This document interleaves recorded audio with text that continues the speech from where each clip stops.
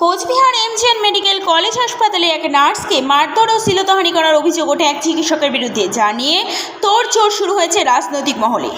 এদিন অর্থাৎ বৃহস্পতিবার মোট 6 দফা দাবির ভিত্তিতে কোচবিহার জেলা মুখ্য স্বাস্থ্য আধিকারিকের কাছে স্মারকলিপি প্রদান করল কোচবিহার জেলা কংগ্রেস সেবা দল। তাদের দাবি, কর্তব্যরত সেবিকাদের নিরাপত্তার ব্যবস্থা গ্রহণ করতে হবে, জরুরি বিভাগে রোগীর ভর্তির হয়রানি থেকে সরজা পর্যন্ত সঠিক পরিষেবা প্রদান করতে হবে, আইসিডিএস সহ প্রতিটি বিভাগে পর্যাপ্ত পরিমাণ শয্যার ব্যবস্থা করতে হবে, হাসপাতাল চত্বরে পর্যাপ্ত পরিমাণে বিশুদ্ধ পানীয় জলের ব্যবস্থা করতে হবে, অবিলম্বে হাসপাতালের পূর্ব দিকে পুরাতন গেট চালু করতে হবে এবং মাতৃমার সামনে দূরবর্তী স্থান থেকে আগত আত্মীয় পরিজনদের যথাযথ আশ্রয় ব্যবস্থা করতে হবে। তাদের এই সমস্ত দাবিগুলি মানা না হলে পরবর্তীতে তারা বৃহত্তর আন্দোলনের পথে নামতে বাধ্য হবে বলে জানান কোচবিহার জেলা কংগ্রেস সেবা দলের সভাপতি সুব্রত মুখোপাধ্যায়।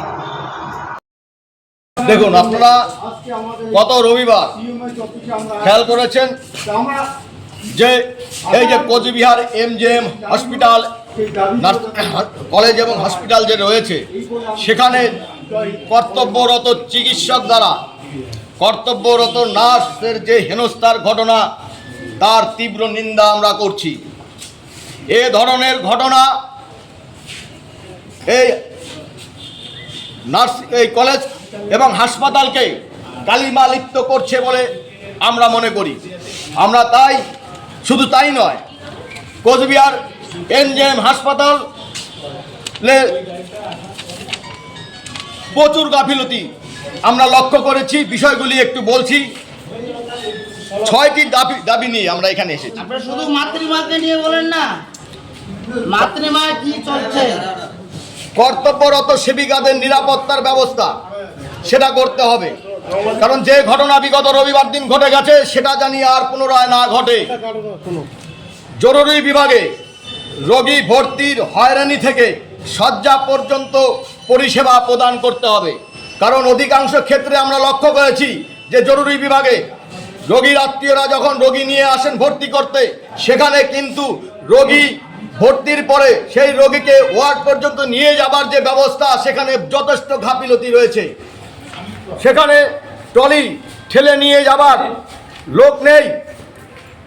এক প্রকার হয় রোগীর আত্মীয়কে অথবা সেখানে যে সিকিউরিটি গার্ড, তাদের দ্বারা কিন্তু রোগী বিভিন্ন ওয়ার্ডে ভর্তি করা হচ্ছে।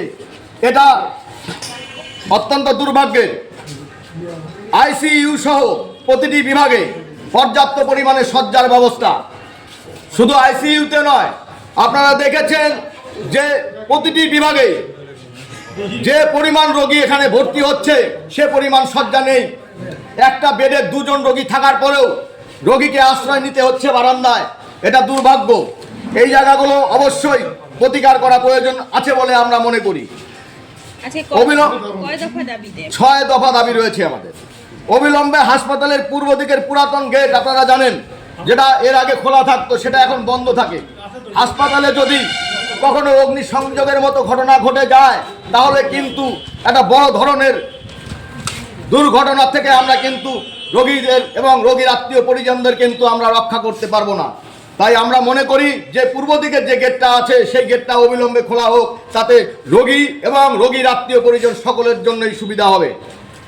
মাতৃমার সামনে বিভিন্ন দূর দূরান্ত থেকে মানুষ আসেন।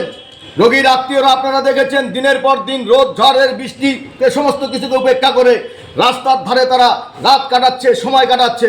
তো এই বিষয়টা আমরা কর্তৃপক্ষের নজরে আনবো, কারণ এই যে বিভিন্ন দূর দূরান্ত থেকে মাতৃমার সামনে যে সমস্ত রোগীর আত্মীয়রা এই ঝড়ঝাপটাকে উপেক্ষা করে তারা ওখানে সময় কাটাচ্ছেন, তারাও রীতিমতো যে কোনো সময় অসুস্থ হয়ে পড়তে পারেন।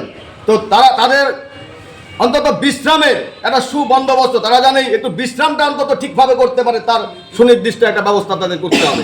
তো আমরা এরকম 6টি বিষয় নিয়ে আজকে এসেছি। আমরা অবশ্যই কর্তৃপক্ষের সঙ্গে কথা বলবো। কথা বলার পরে তারা যদি মনে করেন যে সঠিক সমাধানের পথে হাঁটেন তো ভালো কথা, তা না হলে কিন্তু আমরা আগামী দিনে কিন্তু বৃহত্তর আন্দোলন গড়ে তুলতে বাধ্য হব। ডেপুটেশন জমা দিয়েছেন? আমরা দেইনি, আমরা এখন যাব। আপনার নাম কি দায়িত্ব? আমি সুব্রত মুখোপাধ্যায়, এখন আপনারা সভাপতি কোচবিহার জেলা কংগ্রেস সেবা।